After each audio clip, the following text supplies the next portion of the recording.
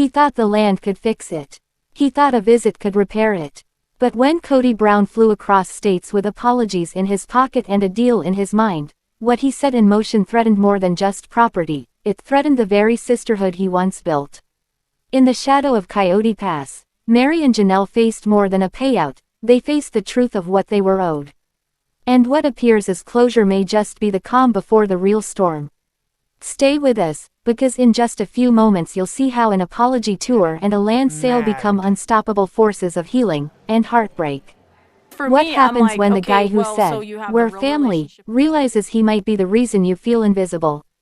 Part 1. In 2018, the stars of Sister Wives, Kody Brown, his then 4 wives, purchased a sprawling parcel of land in Flagstaff, Arizona, labeled Coyote Pass. The plan: build a close-knit family compound, each wife with her home, children nearby, sharing common vision and values. A dream rooted in togetherness. For the women viewers at home, this looked like strength, empowerment, sisterhood. But beneath the panoramic views and sibling laughs lay a complex financial and emotional arrangement. The land cost approximately $820,000 at purchase.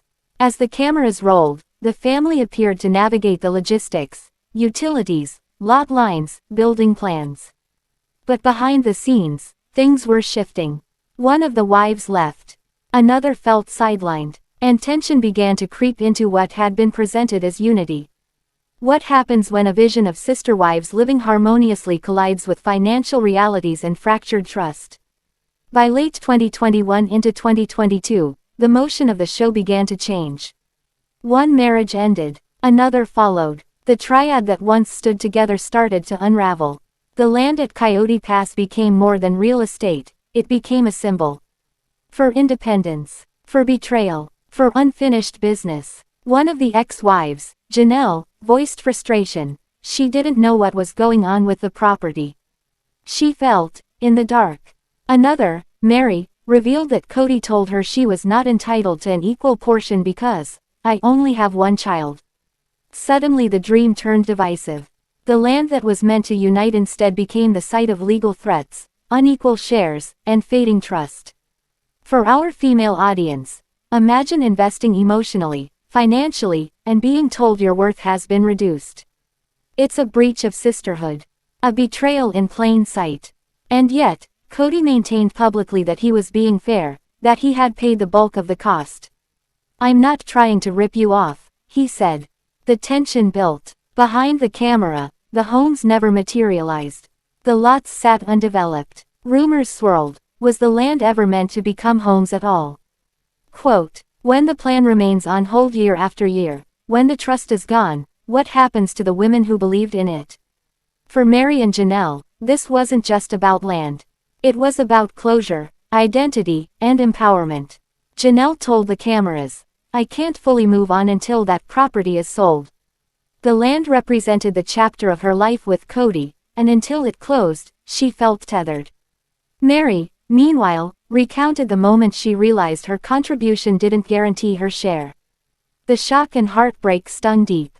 Many women know this feeling. You give your time, your value, your heart, and you start to question whether you were seen. Whether you were valued. The property became a battleground of self-worth. The decision wasn't simply, what happens to the land, but, who am I now that I'm free from that marriage? And what do I deserve? The show documented the meetings, the whispered phone calls, the legal consultations. Documents signed, ownership, whispers, every scene layered with emotion and stakes.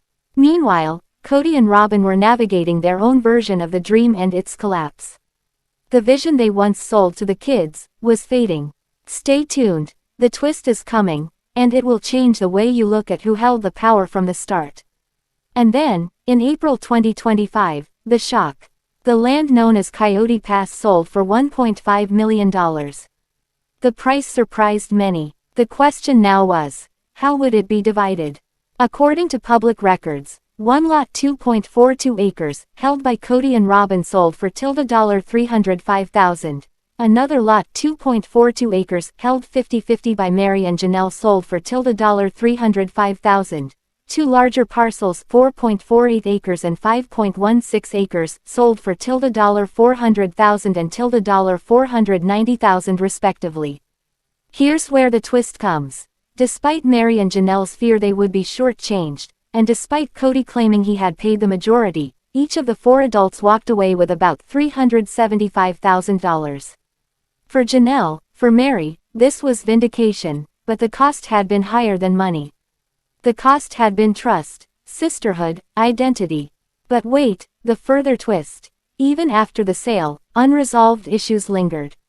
The backlash online exploded. Reddit threads questioned how Kody could assert he paid most of it, yet the proceeds were split evenly.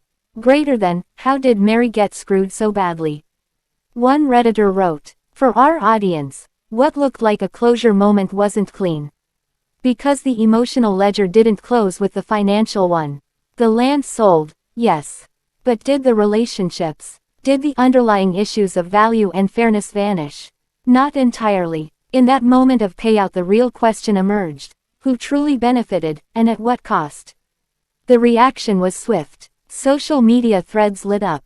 Fans of the show dissected every detail. Many sided with Meri and Janelle, pointing to comments that Kody had told Meri she was entitled to less because of having only one child. Others questioned the narrative of Kody as sole financial driver of the land purchase. Many women wrote that this was more than TV drama. It was a lesson in ownership, in voice, in demanding clarity. For Janelle, the payout meant she could move on, to North Carolina, a farm, a new life. For Meri, it meant reclaiming control over her time and finances. The land had been the anchor, now the anchor was lifted. For Kody and Robyn, the sale was relief. But with the compound plan dead, the vision of family living together fractured. Many viewers felt Robyn's role had changed, from collaborator in a dream to surviving partner in a shifting reality. The story resonates with so many women today, investing in relationships, in plans, in hopes, and then watching the structure collapse. The key takeaway: always protect your stake. Know your voice. Demand transparency. We also see the sisterhood moment. Meri and Janelle found strength in one another. They realized they didn't need the same house or the same status, they needed respect. And they fought for it. The online community watched and learned. Trust isn't built by assumption. Fairness isn't granted by sentiment. It has to be negotiated, documented, honored. And here's the kicker. Even though the land dream is over, the legacy of the battle is just beginning. Coyote Pass, once a symbol of hope and unity, is now a closed chapter. The land has been sold, the payout made, but the emotional ripples continue. For the women at home watching this story, the message is clear: your voice matters. Your contribution counts. Whether the terrain is a dream home, a business venture, or a partnership, know your value. As the cameras fade on this journey, one truth remains: fairness isn't given, it's earned. And sometimes you must walk away to walk toward your own future. If you've ever felt sidelined, undervalued, or unsure of your stake, remember this story. Ask questions, seek clarity, protect your interests, and trust your worth. Comment below, what's one area of your life where you'll demand clarity today? Part 2. For years, the series Sister Wives documented one man, Kody Brown, and multiple wives under one roof, or at least one vision. But by the time of the episode titled, "We're Not Brother Husbands," the vision had shifted. In this chapter, 2 of his former wives are walking new paths. Meri begins to explore dating, while Janelle launches a farm in North Carolina, embracing independence. Meanwhile, Kody holds on to the past, especially a property known as the Coyote Pass land. That land was once promised as the next big chapter. Build homes, keep the family close, live the dream together. But the dream stalled. The homes weren't built. Time passed, and emotions deepened. So when an offer arrived for Coyote Pass, things started to move, but not forward. In fact, backward. For women tuning in across the US, this wasn't just about a reality show family. This was about power, trust, and owning one's future. Why did the land that promised togetherness become the stage for a fallout? In the episode, Janelle and Meri meet with Kody to discuss an offer they've received on Coyote Pass. The meeting is awkward, fraught with underlying tension. But beyond the cameras, something else is happening. Kody considers making moves behind Meri's back, without her full knowledge or consent. A calculated decision that pits vision against relationships. For Janelle, who is building her farm in North Carolina, the land at Coyote Pass represents not just a sale, but closure. For Meri, whose life is shifting toward new relationships and self-worth, the land still binds her past. Meanwhile, Kody finds himself playing two roles: the man who wants to sell the land, and the man who must apologize to his former wives. Because the deal he intends to make threatens their trust. The stage is set, the pieces are moving, but the game is not yet revealed. When a deal is more than a deal, it's a symbol of fairness. Who holds power when the symbol is broken? As Meri explores dating again, stepping into a new chapter of her life, Janelle leans into her independence on the farm. Their worlds are changing, but they still circle back to the land and to Kody. Kody's apology tour begins. One by one, he visits his ex-wives, seeking to make amends, to rebuild bridges. But the visits are layered with guilt, fear, and unresolved history. For Janelle, the trip back east reminds her of the promises that weren't kept. For Meri, the confrontation exposes how little her voice was heard when decisions were made. The emotion crescendos: tears, confessions, the question of respect. The land isn't just a property, it's a ledger of past sacrifices, unspoken values, and shifting identity. And then comes the tension: will the apology be enough? Or is the deal too far gone to repair the damage? In apology, we see both humility and power. Who chooses which one to show? Here is the twist, the moment that changes everything. What looked like Kody making a generous offer to sell the land becomes something else. He moved forward without full transparency to Meri. Janelle and Meri discover the offer for Coyote Pass had terms they weren't fully briefed on. The deal undercut their role, their voice, their share. What they expected was a collective decision. What they got was a strategic move. Suddenly, Kody's apology feels less like repair and more like damage control.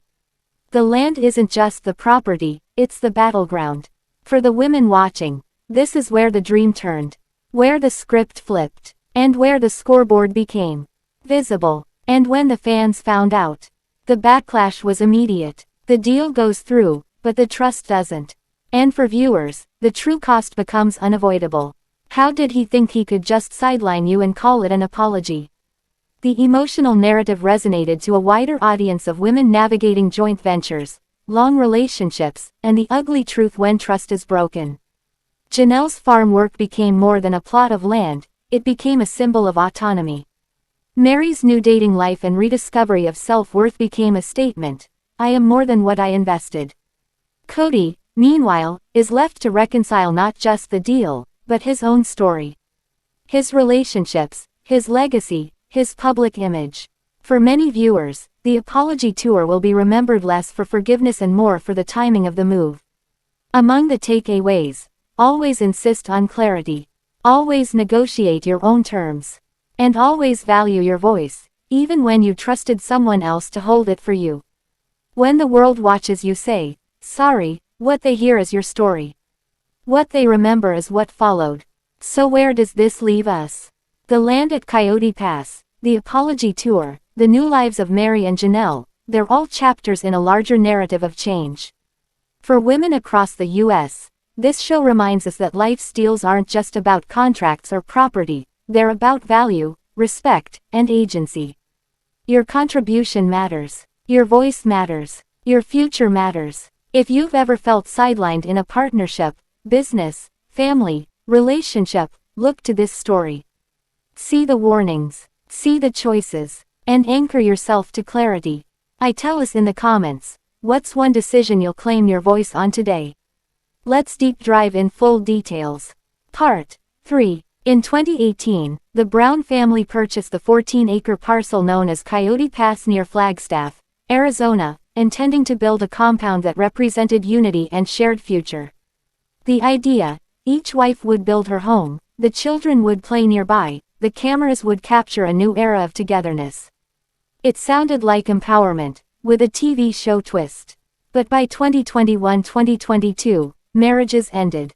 The vision didn't manifest. The lots remained empty. Tension crept in as Meri's and Janelle's roles shifted. Meri began dating. Janelle launched a farm in North Carolina. Meanwhile, Kody pressed ahead, with dreams of selling the land. The watchers at home, many women invested in their own dreams, their own joint ventures, could already sense the parallel. What happens when you invest emotionally, financially, and you still feel left behind? And then the subtle warning signs. Janelle said she couldn't fully move on, as long as that land remained in limbo. Why does a piece of land still tie you to someone you're trying to leave behind? When the dream remains unbuilt, the dreamer changes.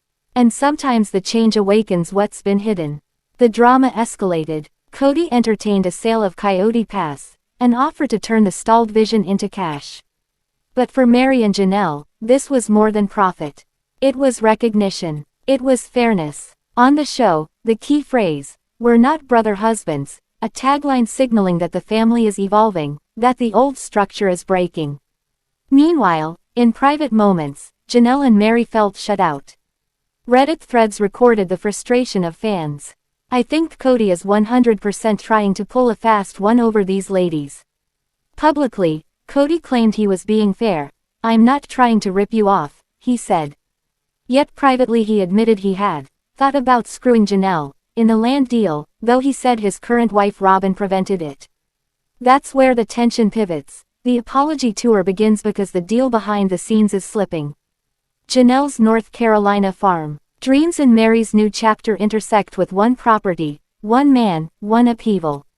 Picture yourself standing in the middle of a property you never moved into, but emotionally you already live there. What do you take when you finally walk away? In the telling of the apology tour, the cameras capture Kody visiting each ex-wife, acknowledging faults, seeking forgiveness, trying to close chapters. But how many apologies are genuine, and how many are part of the calculus of a deal? For Janelle, the farm in North Carolina offered hope, freedom, a fresh identity. But she confessed, "As long as that property remains a source of contention, I can't fully move on." For Meri, the dating life, the rediscovery of self, the stepping out from the shadows of a plural marriage, these were big leaps. Yet the land still loomed. The values she invested, time, loyalty, childhood home of her child, still unresolved. A key legal nuance. Arizona law allows contracts to be voidable if entered under misrepresentation or undue influence. In fact, Robyn's comments on the show inadvertently provided arguments that Meri and Janelle might use. The emotional beats here are critical for women viewers. The invisibility when the contract still bears someone else's name. The act of demanding clarity, reading the fine print, advocating for yourself. The apology tour becomes less about closure and more about acknowledgement. You were here, you matter, you have claim. You deserve the apology, but more importantly, you deserve the follow-through. And then the twist. The land at Coyote Pass sold in April 2025 for $1.5 million. Final public records show that each of the four, Kody, Robyn, Janelle, and Meri, received approximately $375,000. But here's the catch: while the payout appears equal, the emotional ledger does not. The places of power, the narratives of contribution, the questions of trust, remain. What the twist reveals: even in an equal split, the perception of inequality had fueled years of doubt, pain and diversion. Janelle, for example, felt she couldn't move on until this property was done. The sale marked a financial end, but emotionally, the real journey began. For Meri, the new dating chapter, the independence, yes, but also the fight to be heard, valued, to reclaim agency. For many women watching at home, the story mirrored your own dealing with partnerships, ventures, property, and power. The land sold, but the meaning of it remains. When the papers are signed and the deal is done, what happens to your voice? And what happens when the one visiting you with apologies was also negotiating your fate behind your back? The fan reaction was immediate. Reddit threads lit up. "So basically it's split evenly now. Everyone gets about $205,000, $820,000 split 4 ways." Janelle and Meri come out way ahead. Facebook groups echoed the sentiment. Meri and Janelle finally got their due. Others pointed to the fact, equal split or not, the trust that was lost might never be regained. Legally, this case offers a textbook lesson in joint investment, title alignment, and fairness. Documents indicated transfers of parcels just ahead of sale so that ownership looked more equitable. For the women at home, what you invested in may still be your property, your stake, but you must own it in mind, contract and voice. The dream of the compound. Dead. The dream of self-possession. Alive. Janelle's farm in North Carolina. Meri's beginning of a new chapter. These stories are about reclaiming space. About saying, I will design what I live in. I will choose who I partner with. I will own my stake on every level. And Kody. His narrative becomes cautionary. When the vision you sell wears a patriarchal imprint, when the promises you make rest on others' silence, the fallout may cost more than the land. The land may be sold, but the lessons, they're just beginning. In the end, the property at Coyote Pass is gone, but the legacy remains. Apologies were made. Deals were closed. Lives changed. For women across the US watching, this story isn't just reality TV, it's real life. It's you investing in your future, your home, your voice. It's you staring at the dotted line and asking, who signs after me? Who speaks for me? Once, these hills echoed with plans. 4 homes, 1 family, but as the years turned, the echoes changed. The laughter faded. What remained was the silence of what could have been. This is where the dream was supposed to stand tall. And where the apology tour began. To understand this moment, you have to trace how the dream cracked. 2018. The Brown family buys Coyote Pass, a blank slate for their future. 2019. Construction plans stall as zoning and costs rise. 2020. Pandemic hits. Families split between rentals and RVs. 2021. Christine leaves, the first visible fracture. 2022. Janelle and Meri separate. The compound dream fades. 2023-24. Kody holds on, insisting, we'll still make it work. But when you're the only one still holding the blueprint, is it still a dream, or just a memory you can't let go? Behind every reality show promise lies a paper trail. In Arizona, community property laws mean that even emotional investment doesn't always equal legal ownership. Each parcel of Coyote Pass was titled differently, some in joint names, some individually. Legal analysts online pointed out, if all names weren't equally on the deeds, disputes were inevitable. Documents from 2025 filings confirmed title adjustments right before the sale, a quiet equalization move. It wasn't just about selling land. It was about rewriting ownership history before the cameras stopped rolling. The fans had their verdicts. Meri carried that marriage longer than anyone gives her credit for. Janelle's farm is the symbol of independence we all needed to see. Kody's apology felt strategic, not sincere. Across Reddit, Facebook, and YouTube, women shared stories of their own, of joint ventures gone wrong, of lessons learned, of boundaries finally set. These voices turned the episode into more than a storyline. It became a mirror. After the sale, life didn't stop for any of them. Meri turned her focus to her new travels, and tentative dating.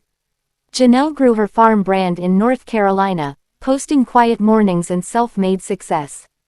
Kody and Robin remained together, more private, rarely public beyond brief updates. No shared cul-de-sac. No unified compound, just separate paths, finally acknowledged. And somewhere in Arizona, the land lies empty again, proof that sometimes, letting go is the only construction left to finish. If this story resonated, hit like, then subscribe and tap the notification bell so you don't miss more deep dives into real-life empowerment and real-world fairness.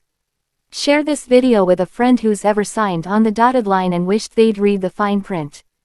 In the comments below, tell us, what one question will you ask before you sign next time? Because this isn't just about the land, or the deals, or the apologies. It's about reclaiming your narrative. About owning your space. About being clear, valued, and heard. Thank you for watching. Stay bold, stay clear, and always, speak your stake.